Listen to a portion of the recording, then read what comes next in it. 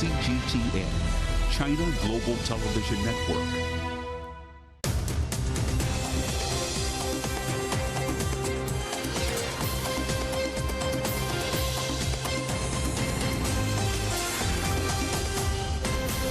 Live from London, this is The World Today.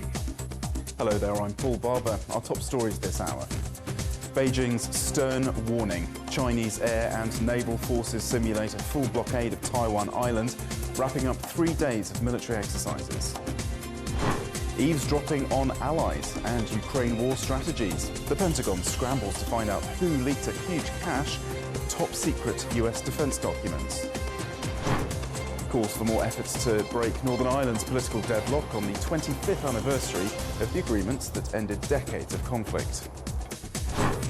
And Italian flavours on China's tropical island.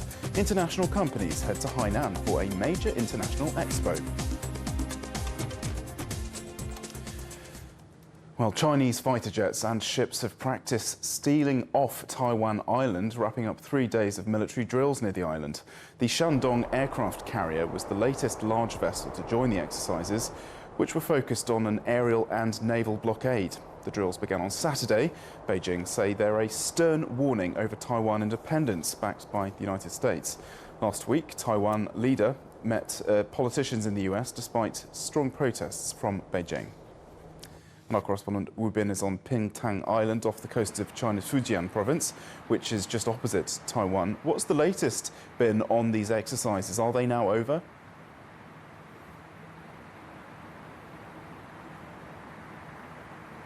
Right, so the 3-day military drills across Taiwan Island concluded on Monday, and according to the Eastern Theater Command of the Chinese People's Liberation Army, it successfully completed all of its tasks. And this is happening after Taiwan leader Tsai Ing-wen met with the U.S. House Speaker Kevin McCarthy, and after she returned to Taiwan Friday night. And authorities say that the military drills are a serious warning to Taiwan's separatist forces and external forces. And the Eastern Theater Command of the PLA said today the Day 3's focus was on testing the ability of joint reconnaissance, command operations, and security support under the joint warfare system. And just now you mentioned that it also confirmed that China's second aircraft carrier Shandong participated the military drill for the first time. And on Monday morning, the Eastern Theater Command also posted a short article on its official public WeChat account. The article was named "Show Up Sword, Expel the Tiger, and Beat the Fox." And it said that all the soldiers of the Eastern Theater Command have the strong will and strong confidence and ability to defend national sovereignty and territorial integrity. The French President Emmanuel Macron has been saying that Europe needs to steer a path that is separate from both Washington and from Beijing, and that countries should understand China's reasoning behind Taiwan. Has there been any further response from Beijing?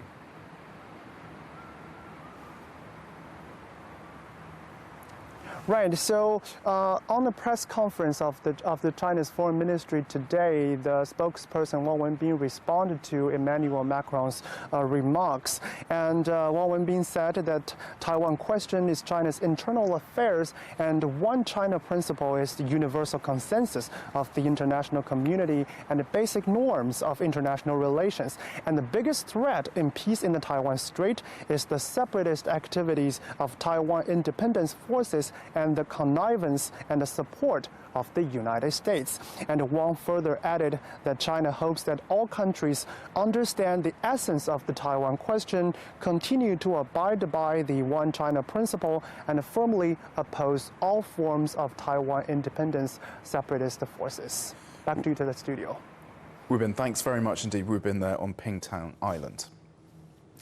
US officials are trying to identify who leaked a string of highly classified military documents, including sensitive information on the war in Ukraine. More than 50 reports labelled secret or top secret have been posted on social media. One of them outlines how Ukraine's air defense systems could be just weeks away from depletion. They also reveal American eavesdropping on allied nations like South Korea, Turkey and Israel. Live now to New York and our correspondent, John Terrett. John, how potentially dangerous are these leaks? Yes. Paul, good morning from New York. Certainly they are scrambling this morning over at the Pentagon, and they have been over the weekend as well. And the latest thinking here is that this leak may well have come from within the borders of this country. I think initially they thought it may have come from outside, but when you look at the amount of information and the way it's presented, it does seem to have been a job that has been completed from inside the US. As a result, the Department of Justice in Washington launching a criminal probe to find out who did it. This is the biggest leak of such information since Edward Snowden did it to the Russians back in 2023, and it came in two tranches. There was one back in March, which I don't think garnered much publicity, and then a much bigger one at the back end of last week, which is the one that we're really all talking about now. Among the allegations, as you were saying, the US spying on Russia, allies like the ROK, Israel, Ukraine and Turkey, also revealing weakness in the weaponry that Ukraine presently has, particularly regarding its air defense system, a date for a spring offensive by Ukraine, giving the Russians a chance to plan a counterattack, of course, and a report which is widely circulated in the press here this morning that a Russian jet may well have come very close to shooting down a UK aircraft. And of course that has enormous implications for the relationship between Russia, Ukraine and NATO members. Plans have been altered as a result of this leak, Paul. And what reaction has there been from the allied states that the US is accused of eavesdropping on? Well, it's interesting. I mean, there's little to be done now. The horse has bolted, of course, the stable. The information is out there. You can't bring it back. And that assumes, by the way, that it is accurate and that it is true. And according to the Pentagon spokesman, Sabrina Singh, most of it is. Now, the ROK Republic of Korea is seeking consultations with Washington, D.C. Well, nothing's going to happen as a result of that. They have to do that to appease their voters back home. Turkey, France, Israel, Ukraine, all cited. Turkey has been linked to supplying weapons to the Wagner Group. Israel, the government denying involvement in last month's anti-government protests, and France denying that there are any French troops on the ground in Ukraine. So I don't expect a major diplomatic incident as a result of this. You know, it'll blow over. John Terrett in New York, thank you. Russia has refused to comment on accusations that it was responsible for that data leak. The Kremlin described the information revealed from the Pentagon as interesting. But it added that there is a general tendency in the US to blame Russia over intelligence failings. Our correspondent Stuart Smith is live in Moscow. Stuart, what exactly has the Kremlin been saying about these leaks? Well, it's been very tight-lipped about what it sees as what it is regarding as leaks, but isn't saying whether it has anything to do with it. It's not saying whether the information is accurate, and the Kremlin at least, in fact, nor the intelligence services either, are willing to comment on it. Now, whether that's because Russia is looking into whether this information is true or whether indeed it came from the US, we don't know. But one member of the State Duma Committee on Security suggested that there may be a classic scheme to confuse with this information, suggesting that it could be a ploy by the United States to present information, intelligence information, in order to get Russia to make a false move. This particular member of the State Duma Committee suggested that instead the military should take into account the information from satellites and not just what he just said, information that journalists write. Indeed, the focus, certainly in the Russian media, is on the apparent Ukrainian weaknesses provided by this report, such as that at the beginning of last month, Ukrainian air defense was particularly weak and that it was running out of ammunition to protect against Russian planes. And, Stuart, Russian-backed officials appear to be in the besieged Ukrainian city of Bakhmut. How significant is this? Yeah, that's right. Denis Pushilin, he's the head of the so-called Donetsk People's Republic, of course, from the perspective of Moscow, now a region of Russia. And the town of Bakhmut would, in effect, be within his jurisdiction. Now, he has gone, he says, to the center of the town where the administrative building was because he said that the Ukrainian armed forces blew it up upon their retreat. His latest assessment of this town, which has been under siege for so many months, is that Russian forces control 75% of the city. He said there are still attempts being made to evacuate civilians and warned that rebuilding the town would take a very long time and a lot of resources. Stuart Smith in Moscow, thank you very much. And you're watching CGTN, still to come. 25 years since the Good Friday Agreement was signed in Northern Ireland. Is it time for a review of that historic peace deal?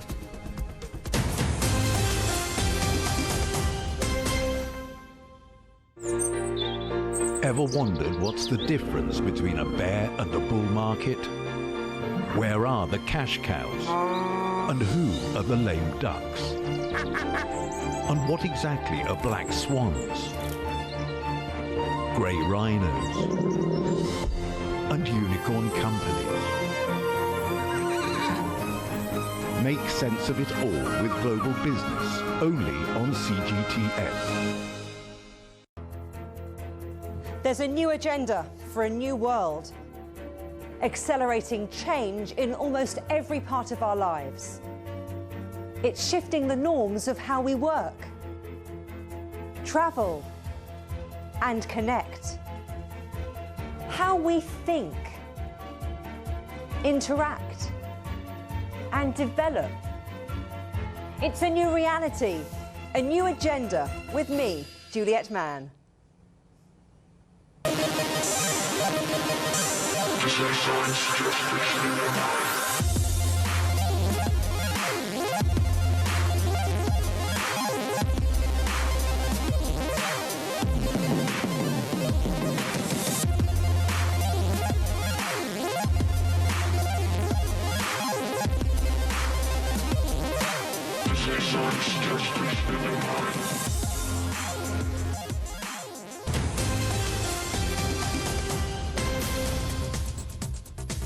Hello there, welcome back. A reminder of our headlines. Beijing issues a stern warning. Chinese air and naval forces simulate a full blockade of Taiwan Island, wrapping up 3 days of military exercises. The Pentagon scrambles to find out who leaked a huge cache of top-secret US documents, including details of eavesdropping on allies and Ukraine war strategies. 25 years ago, a peace deal was signed in Northern Ireland, largely bringing an end to 30 years of violent conflict that left thousands of people dead. Events are being held to mark the anniversary of the Good Friday Agreement, with US President Joe Biden set to arrive in Belfast on Tuesday. Our correspondent Peter Oliver has been looking at the history of the agreement. The signing of the Good Friday Agreement brought about an end to 30 years of bitter sectarian conflict. It was agreed by both communities and signed by UK Prime Minister Tony Blair and Irish Taoiseach Bertie Ahern. The USA played a big role, with Senator George Mitchell chairing the talks, which could have fallen apart right up to the deadline. More than 3,500 people were killed in the Troubles between the late 1960s and the signing of the Good Friday Agreement. So why had things changed in '98 to allow talks to happen? The 1990s was a very important period in Irish history because Ireland was beginning to make its presence felt within the European Union, and also it was transforming relationships with the UK at that European level. But also in the 1990s, we tend to forget that the Cold War ended and there was a whole new global initiative to build peace throughout areas that had long established violent episodes. One of those directly involved in the violence was Billy Hutchinson, who was part of the UVF, a pro-British Union paramilitary group. That was our job, and our job was to take on, or to at least terrorise Catholics because of what the IRA were doing. It would have been a whole lot of actions, like it would have been bombs, it would have been shootings, that would have been it in the main, it would have been burning cars or whatever. In 1975, Hutchinson was sent to prison for his role in the murder of 2 Catholic men. Later, he played a key role in the Good Friday talks, helping persuade pro-union paramilitaries to be a part. I feel very proud I was involved in it, but I was only a cog in the wheel. I think that loyalism was important to it. It took a lot of people to actually agree to get there. And I think that this society is a totally different society than it was prior 1994. For nationalists, it was an equally hard task. There were huge debates over allowing Sinn Féin to be a part of the discussions because of their ties to the IRA, who had taken their terror campaign out of Northern Ireland to the UK mainland. There had been peace talks and ceasefires before the meetings that led to the Good Friday Agreement. According to the man at the head of the talks for Sinn Féin, the difference in 1998 was that they were given a seat at the table. Well, the talks were multi-party, all-party. They were inclusive. Sinn Féin was there, and we'd done a huge amount of work in the preceding 2 decades. All of that came together fortuitously around Good Friday. The IRA was an organisation of armed citizens. It was an army of political soldiers. It took its own decision, and when it had the opportunity to embrace peaceful methods, which it hadn't before, it then took that very bravely and courageously. After getting everyone to agree to sit in the same room, the deal that was laid out allows both sides in the conflict to continue to seek their goals, but by political, not paramilitary means. Armed groups would dispose of their weapons, and the UK would scale back its military presence in Northern Ireland. It also established the Northern Ireland Assembly at Stormont. A quarter of a century on from the signing of the Good Friday Agreement, Northern Ireland is undoubtedly a better place because of it. But there are still political problems here. Stormont, just behind me, where the Northern Ireland Assembly sits currently, isn't in session because of the latest political impasse. But the fact that the sides have switched from guns and bombs to the ballot box means that the Good Friday Agreement has to go down as a success. Peter Oliver, CGTN, Belfast, Northern Ireland. Kevin Marr is a political commentator and was a special advisor to the former Northern Ireland Secretary Sean Woodward, and I'm delighted to say he joins us now. Thank you very much indeed for being with us today on this historic day. Take us back, if you could, to that day 25 years ago. Back then it really was hard to believe that an agreement to end the fighting really would be possible.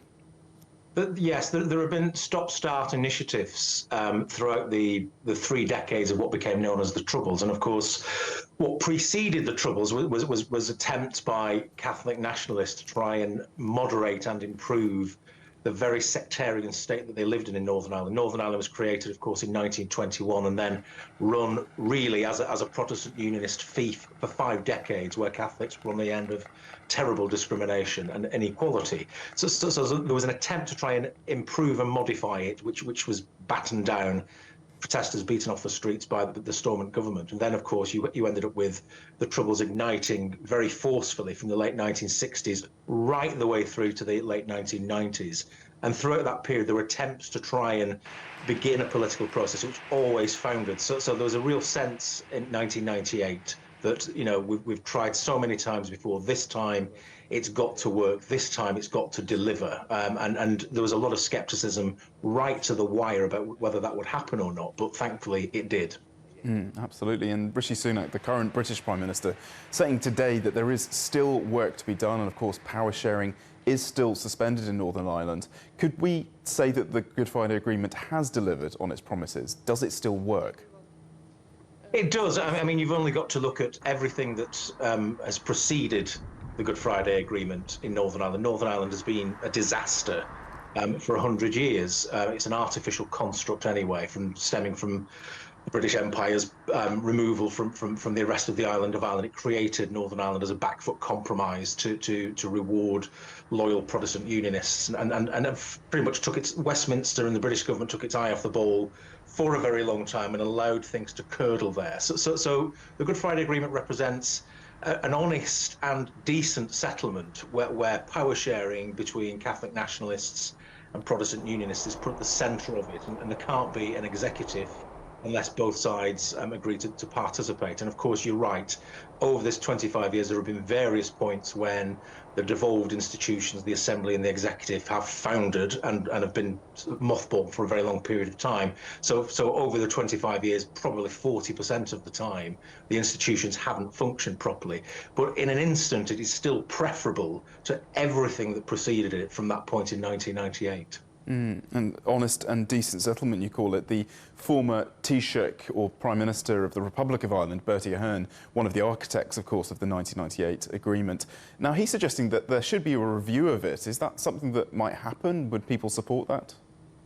There's lots of concern about the regular breakdown of relations and the fact that the Assembly often gets mothballed, and there are lots of issues in Northern Ireland in terms of its relatively weak economy, its unmodernised public services, lots of issues that need to be resolved, lots of day-to-day issues that need to be resolved, and if the Executive and the Assembly are not functioning, they just don't get resolved. So there's lots of people that are trying to throw in ideas about saying, look, we can't have this constant stop-start politics in Northern Ireland. What can we do to reform it?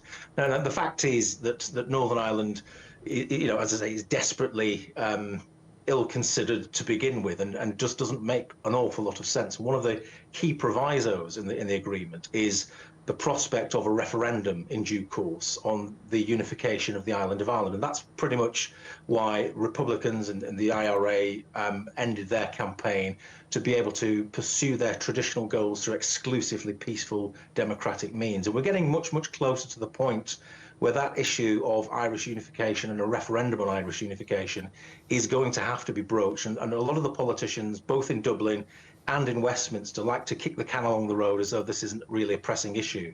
But we've seen with the rise, particularly of Sinn Féin in the last few years as an electoral force, that moment is coming up on the horizon, will have to be dealt with sooner or later. And looking across the Atlantic, the United States, of course, a major broker in that deal. President Biden will be there in Northern Ireland this week. Do you think his visit will help get power sharing back up and running? And also, are there concerns around the security situation at the moment? Well, I think in terms of the security situation, part of it is related to obviously President Biden's visit, where there's been a kind of natural escalation in terms of the security threat, simply because of who he is and what he represents. He's not in town for very long. He's only going to be there, I think, for a day or so. I think President Biden will be slightly disappointed that the institutions have not managed to be back up and running in time for the 25th anniversary. So the focus of his visit to the island of Ireland will probably be mainly his appointments in the south for the rest of his trip. Now, I mean, certainly with his presence, it will begin to focus minds, particularly amongst unionists who are the ones holding out at the moment and refusing to participate in the devolved institutions. It will feel to them, I think, a very lonely place where the eyes of the world are on Northern Ireland, and there's so much goodwill there that they're the ones that really have got to move. And I think there'll be a lot of pressure, subtle pressure, soft power brought to bear over coming days and through this week to try and get them to relent and go back into the power sharing executive. Kevin Marr, really great to get your thoughts on this, the 25th anniversary of the Good Friday Agreement. Thank you very much indeed. Thank you. Now, delegations from Saudi Arabia and Oman have held talks with Houthi officials in Yemen's capital, Sana'a. It's part of the international efforts led by Oman to settle the long-running war in Yemen, which began in 2014. The chief negotiator of the Houthi group said the talks were aimed specifically at renewing a ceasefire deal that expired in October. Our just demands are to stop the aggression completely, lift the blockades completely, pay the salaries of all Yemeni employees and the entitlements of oil and gas revenues to all Yemeni employees, as well as the exit of foreign forces from Yemen, compensation and reconstruction.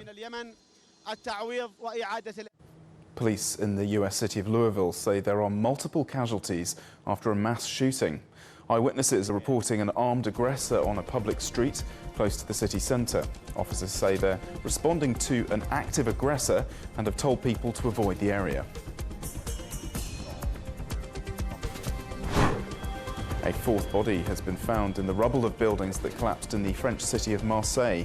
Officials say that 4 people are still missing after Sunday's explosion, which destroyed 2 residential buildings and caused a third partially to collapse. Rescue efforts have been hampered by a fire that was still burning on Monday morning. The cause of the blast is not yet known, but a possible gas leak is being investigated. 6 people are now known to have died in Sunday's avalanche in the French Alps. Rescue services say they've now called off their search as all missing people have been identified. A number of skiers were caught in the avalanche, which happened on the Armancet Glacier, southwest of Mont Blanc. Chinese artificial intelligence company SenseTime has unveiled an AI-powered chatbot called SenseChat. The bot is capable of performing tasks that include writing computer code and answering questions in English or Chinese. SenseTime's CEO said the product is based on an AI model that the company had been developing for the last 5 years. He added that AI could handle about 80% of the industry's development in the future. Now, the 3rd China International Consumer Products Expo has opened in Haikou City on the island of Hainan. Italy is the guest country of honour, with 147 brands taking part. Huang Fei reports. the first scoop of Italian flavors set to represent the country at the largest exhibition of consumer brands in the Asia-Pacific region. For 16 years, this factory in Zhongshan has been manufacturing Italian machines that make gelato and other frozen treats. This is one of the models being shipped off to the China Consumer Products Expo in Hainan Province. China market is growing very fast. A lot of customer chain, fast food chain, and local Chinese restaurant chain is contacting us about ice cream machine. I mean, 2022, China becomes the largest consumer country of ice cream. So the people is pursuing for the healthy food, for the happy food. Carmigiani is one of more than 3,000 brands to be featured at the expo after Hainan resumed its open port policy in March. It allows individuals from 59 countries to enter visa-free and stay for up to a month. I predict this year there are more international customers. So I expect this year our export will be increased around 15 to 20%. That is the main purpose for me, for this expo.